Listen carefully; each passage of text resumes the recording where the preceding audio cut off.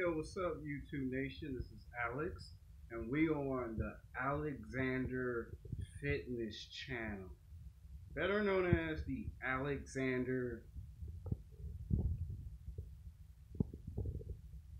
Fitness Channel. Today, I'm gonna do a special video for my new subscribers. Well, ain't no one subscribed, obviously, but for the people who love to view my video.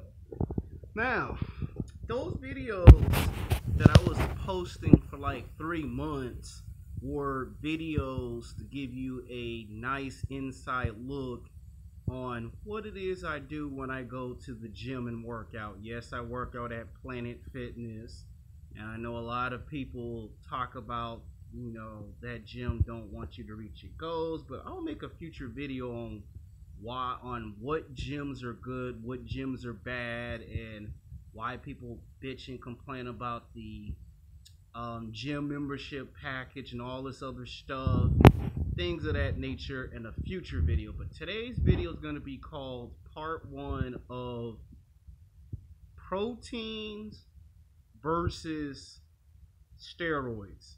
So I'm going to retitle the video Sex Game, Protein versus Steroids.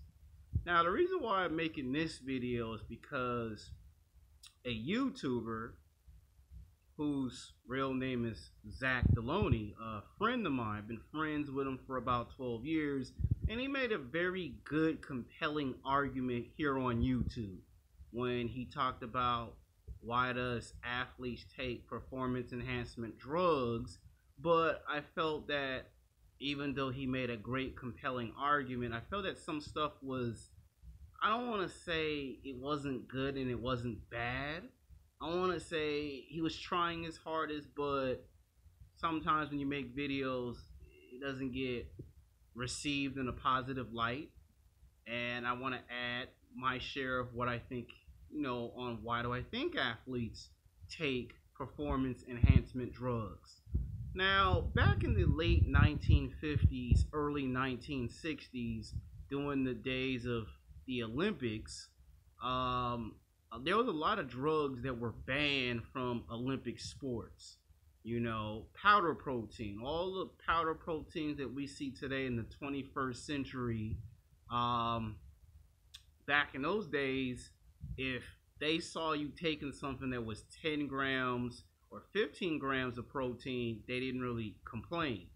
But as soon as they saw it said 20 grams or 25 or 30 grams or even 40 grams of protein, you got banned from the Olympics back in those days, because a lot of people complained that when they take these drugs, they would recover a lot faster and a lot quicker than the average person.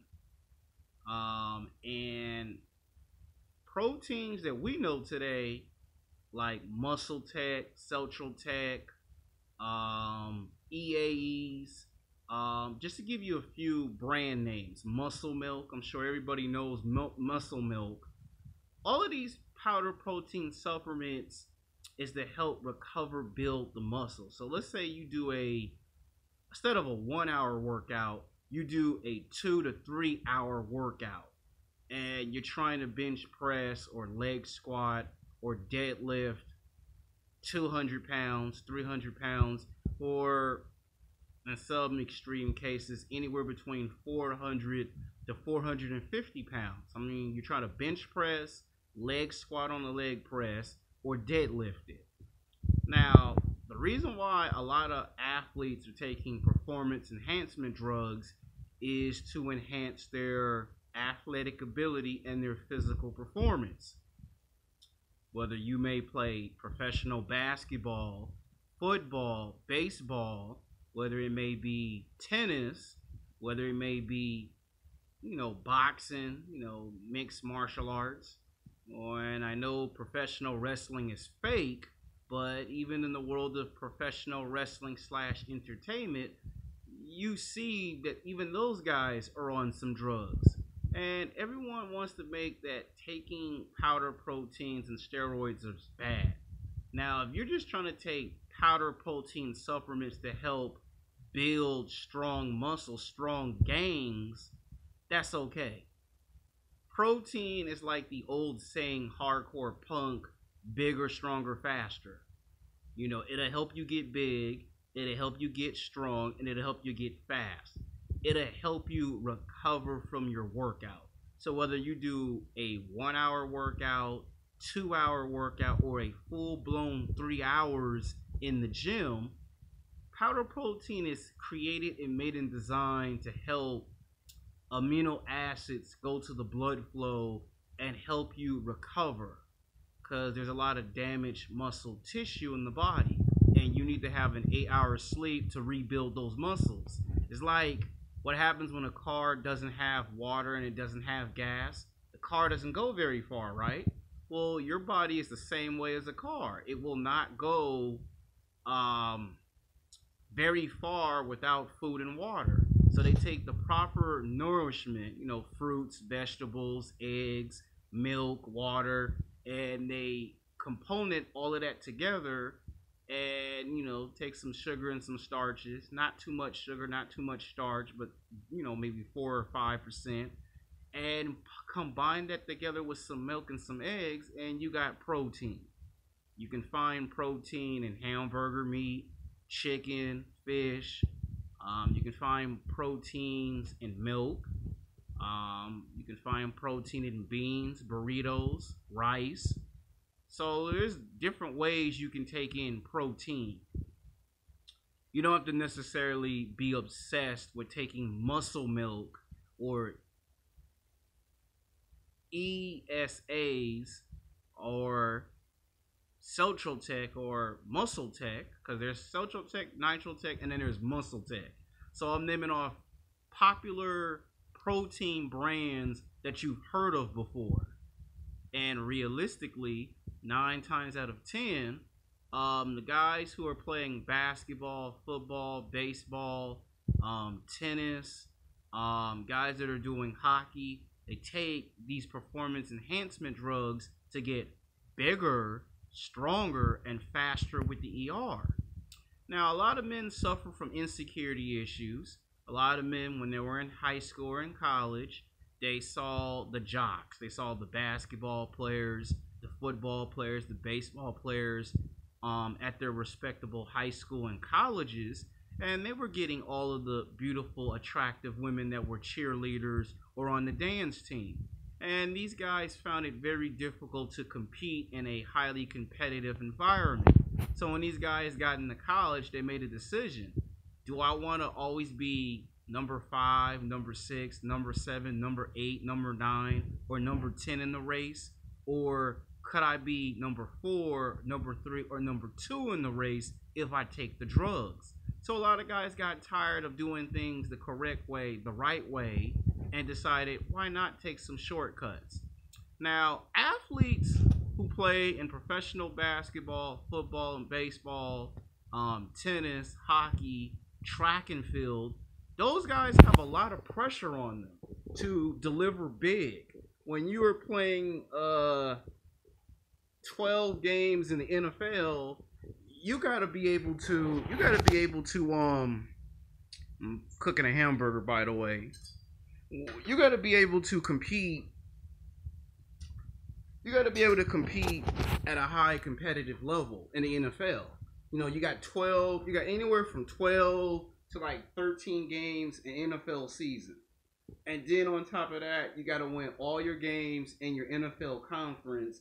And then you got to turn around and go to the playoffs. And let's be honest, you lose one football game in the first round and your season's over. So you got 3 games to get to the Super Bowl. So it's already difficult that you got to play 12 games a season. You got 3 games to get to the Super Bowl. And then if you take a calculator out and you add up the total of games that you play every single football season, that's anywhere between 90 to 120 football games a season. So that means you play for 6 months. And then a year later, that's another 12 games. So in 2 years, you've already played about 30 games of football already. And if you're the average professional football player that's played 10 or 11 or 12 years in the NFL, you've already played over 100 football games. And if you're playing by the time you're 31, 32, 33 years old, you've probably played over 1,000 football games. And you've probably broken your arm, your leg, your hamstring. You would have torn your ACL, a dislocated shoulder. You've probably been knocked out unconscious 3 times. And you probably have been traded to 5 different football teams in 15 years. And somewhere in that time period, while getting surgery and rehab, the idea of maybe taking this drug won't be such a bad idea. I need to win football games. I need to produce. I need to perform at a high level because everyone's expecting me to win a championship before my NFL career is over. And the average professional football player who plays in NFL football, about 90% of them have that pressure to live up to those expectations.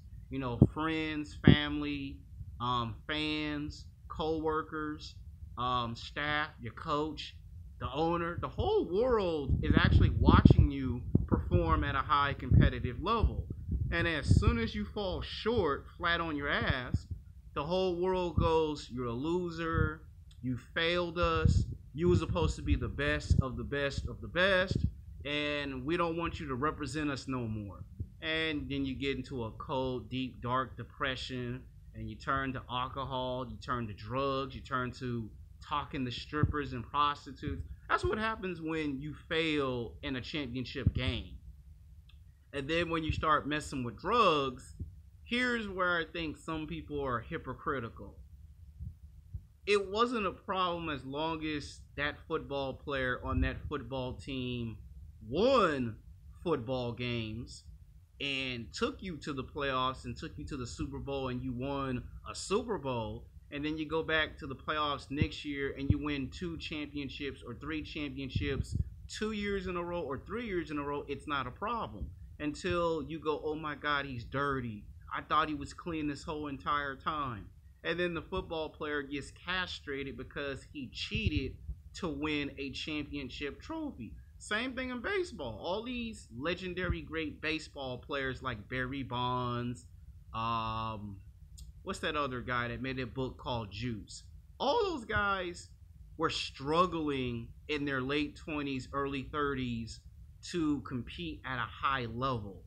And the last thing they want to hear come out of a fan's mouth or out of the news media is, oh, this guy lost 5 years in a row, 7, 8, 9 years in a row. He keeps losing. And what athlete wants to be criticized because his athletic ability will only let you go so far? See, as a man, your physical prime starts at age 15 and it ends at age 30, 31. And if you're still playing basketball, football, baseball, tennis, hockey, and in some cases golf, then it's going to be very hard to compete because every single year that we have the NBA draft, the NFL draft, and the baseball draft, they're drafting younger guys from the ages of 18 to 25. So if they get a guy that's 18, 19, 20 years old, it's only a matter of time before they take your spot and your old ass goes sit on the bench and you've been replaced. And no superstar athlete that's on the same level of a Michael Jordan, a Kobe Bryant, a LeBron James, or a Tom Brady, or an Aaron Rodgers wants to think of being replaced by an 18 or a 19 or even a 20-year-old who's coming from the draft. Nobody wants the idea of, I can get replaced.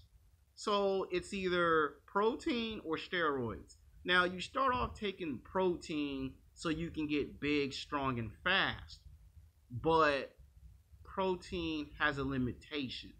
The highest grams of protein can be anywhere from 10 grams to like maybe 50 or 60 grams of protein. The more grams of protein you consume, the easier it is for you to get bigger, stronger, and faster.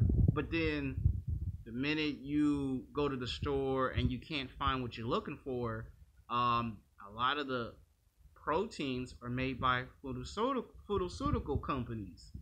And a lot of times you take something and you buy it, and then that argument comes up, well, you buying a bunch of junk that doesn't work. I've seen stuff that doesn't work, that people wasted 50, 60, 70, 80, $90, and it never worked in 6 months, 7, 8, 9 months. They wasted almost $1,000 buying junk. And then I've seen some stuff that is unidentified, that doesn't have a name for it. Not too many stores carry the item, and it works anywhere between 50 to 80% of the time. It works. And then people start asking questions. What is that you're taking?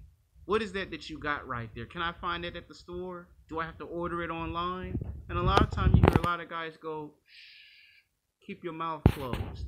And then that's when all these allegations come out. Oh, we caught over 100 baseball players on drugs. Or we caught over 200 football players on drugs. Or we caught 50 professional basketball players on drugs. That's when all that stuff comes out in the news media. By the time it comes out in the news media, it's been about 5, maybe 10, might even be 15 years later before the media even finds out, okay, we got these athletes on drugs. What we're going to do to clean up the sport. But they're hypocrites because they profit millions, if not billions. They profit millions of dollars off of athletes taking drugs. It's when you can no longer produce results that, all right, now I got to punish you because the goal was for you to win at least 2 or 3 championships. We won 1 championship in 10 years, and the goal was to win 3 championships in 10 years. We only got 1 championship. And you see, this is why in the world of fitness, you got a lot of bodybuilders, weightlifters, and powerlifters who take drugs to perform at a high competitive level. So when I see these athletes on drugs, I don't go, damn, why you on some drugs? Because they have all these standards they have to live up to. It's like going to a job and your boss telling you, I expect you to be here 5 days a week, 7 days a week, 24 hours a day, and then you get sick. Now your boss is mad because you got sick. You tell your boss, well, I got sick. And your boss go, you still could have came to work. Or you get hit by a bus or you get hit by a car, and your boss go, you still could have brought your ass to work. I mean, that's what your boss want to say, to your face, but can't because you sick. And a lot of these athletes have pressure on them. And when you live in America and you're trying to become the best of the best of the best, you can expect this to actually happen. So this is only part 1 of the video. I don't want to make this too long. And maybe next week I'll probably make a part 2 on why do bodybuilders, weightlifters, and powerlifters and athletes think that if they take drugs, how did this help them attract the attention of the opposite sex? See, part 1, I'm just giving you some history. Part 2 is where I go more into depth in the math and the science of sex game, protein versus steroids. Part 2, I'm going to talk about how guys use certain drugs to get the attention of sexy, beautiful, attractive women that are 8s, 9s, and 10s. Until then, peace.